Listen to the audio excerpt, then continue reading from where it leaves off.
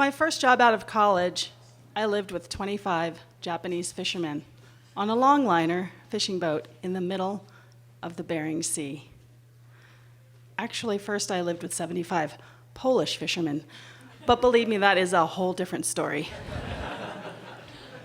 Why was I on this boat? I was a representative of the US government.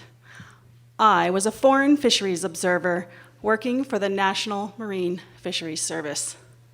The Japanese were fishing in US waters. My job was to monitor their compliance to US fishing regulations and to sample their catch to determine which species and how much of each they were catching. When I first boarded the Koye Maru, the seas were calm, the skies were blue. I could work on deck. My Walkman and my Mustang anti-exposure suit, complete with water wings in case I fell overboard, and I just watched the fish come in. After about a week, that was not going to happen anymore. The seas changed. I was in the factory with the fishermen, with my thumb counters, click, click, click, click, click, and my clipboard trying to stay upright. And I was watching the factory workers process the fish as they came in. They chopped off the heads, they chopped off the tails, they gutted them, they stuck them in a pan to freeze. One of the factory workers was named Yamamoto Yama, and he loved to tell me that his name was the same forwards and backwards. And he was kind of a jokester. So one day, he held up a cod, and he said, "Sara, Sara, you fish, same, jumbo." What? Now these cod, when they come up from the depths, the change in pressure causes their air bladder, their buoyancy organ, to come up and out of their mouth like they've just blown this big pink bubblegum bubble. And they're bloated and they're nasty looking. I'm like, thanks, Yamamoto Yama, that's great, whatever. So then at dinner that night, he decides to tell the same joke to all the fishermen at dinner. "Sara, Sara, you fish, same, jumbo." So I'm just ignoring this because I'm thinking, okay, whatever. However, this becomes the joke of the day. So every day in the factory and at dinner, one of the fishermen decides to make this joke. Same, jumbo.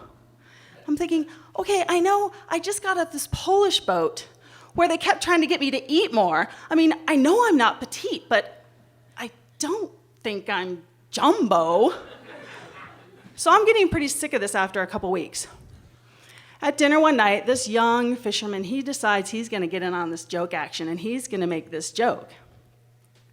"Sara, you fish, same, jumbo."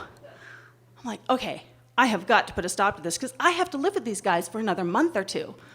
So I look at him and I said, in my broken English that I have now adopted, "Me no jumbo.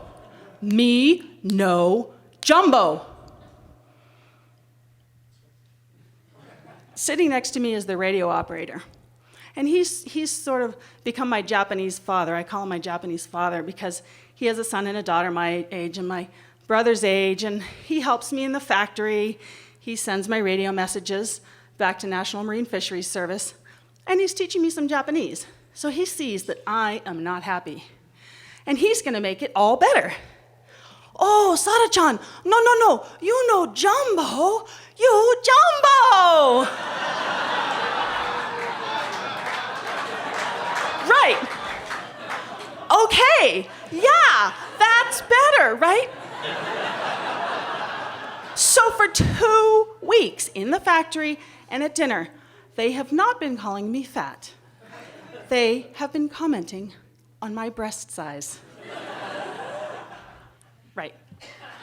So I am in pure instinct mode, just like I have got to fight fire with fire. I have got to put a stop to this. This is not okay.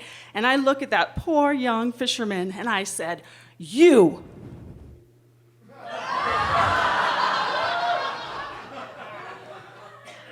And everything goes silent.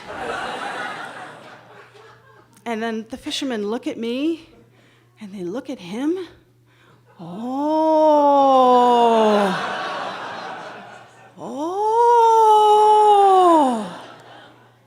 I don't know who was the bigger fool, me or him, and it didn't matter because nobody ever called me Jumbo again. Thank you.